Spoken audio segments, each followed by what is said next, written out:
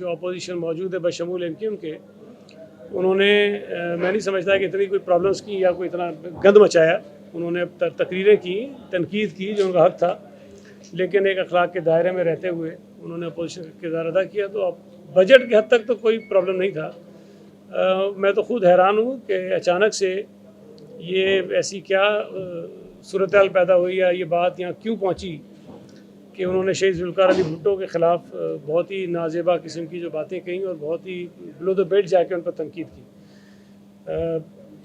उनको अगर वो जो एक केस था हाई कोर्ट में नौकरियों के मुतालिक, उस पर बात करते रहे, पहले भी करते हैं और लोगों ने भी की, ये भी कर लेते, हम उसका जवाब दे देते।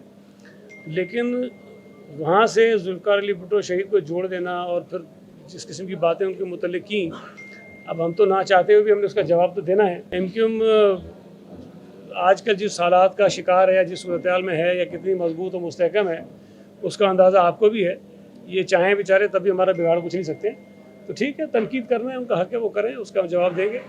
और बजट जहाँ तक है वो मैं समझता हूँ कि बहुत जो हालात थे, जिस तरह के मुआशी तौर पर मुल्क को जिन चैलेंजेस का सामना है, उसको अगर आप सामने रखें तो एक बड़ा अच्छा बजट है इस हवाले से भी कि हमने जो डेवलपमेंट के लिए पैसा रखा है वो बहुत ज़्यादा है।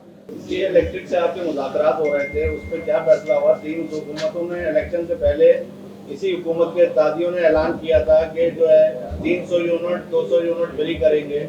तो फ्री क्या, यहाँ तो पैसों से बिजली नहीं मैसर है, ना पानी है ना बिजली है।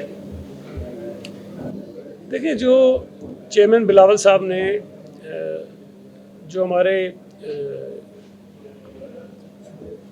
वो कंज्यूमर हैं जो बहुत कम बिजली इस्तेमाल करते हैं 200 यूनिट तक की, उनको बिजली मुफ्त और सोलर के ज़रिए देने का ऐलान किया था।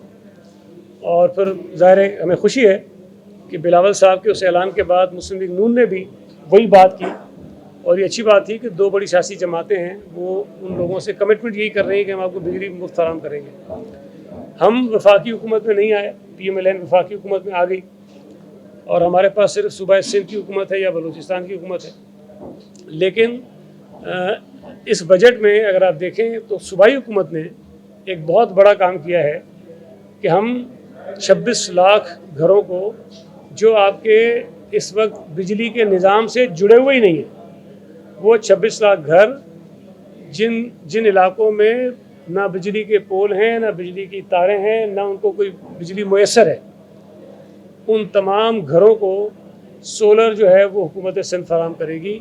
और वो ये नहीं होगा कि बहुत बड़ा होगा, इतना होगा कि उनके घर में लाइट जल जाए, पंखा चल जाए और कोई छोटी मोटी बिजली से चलने वाली चीज़ को इस्तेमाल कर सकें। मेरी जो बात हुई हमारे जो एनर्जी मिनिस्टर हैं उनसे, हम कोई ऐसा एक प्लान पर भी गौर कर रहे हैं।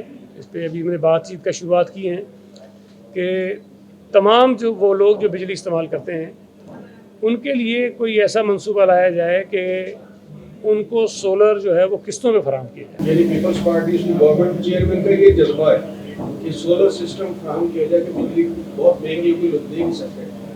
और दूसरी तरफ कराची में आपने MUCD के नाम पर एक जो चार्जर डेड हो गए थे 2007-8 में, उनको न सिर्फ जिंदा किया, इम्पोज कर दिया गया और इस महीने बिलों में लग जाएंगे। अभी तो मेयर साहब कहते थे कि कम से कम 20 रुपए है और ज्यादा 400 है। तो सैयद भाई आप भी जानते हैं अगले साल ये 400 बढ़ के 800 हो जाएगा, उससे अगले साल 1600 हो जाएगा। फिर ये सिलसिला रुकेगा नहीं और ये नोवा टैक्स होगा जो कराची के शहरी बिजली के मद में देंगे। इस वक्त के इलेक्ट्रिक जो है वो सरचार्ज और सरचार्ज प्लस 2 टैक्स है, उस पर इलेक्ट्रिसिटी ड्यूटी लगती है, फिर इनकम टैक्स है, सेल टैक्स है और टीवी फीस है, यानी टोटल 8 टैक्स है जो पहले लेती है और प्लस नोवा टैक्स ये हो गया। फिर कराची वालों को छोड़ देते हैं आप। तो मेरा ख्याल है कि ये थोड़ा सा जो आपने बात की, इसको मैं किसी और अंदाज से आपको समझने की कोशिश करूँ। देखें, ये बिजली के ऊपर कोई टैक्स नहीं है, सिर्फ उसकी जो कलेक्शन है उसका तरीक़ेकार एक बनाया गया है।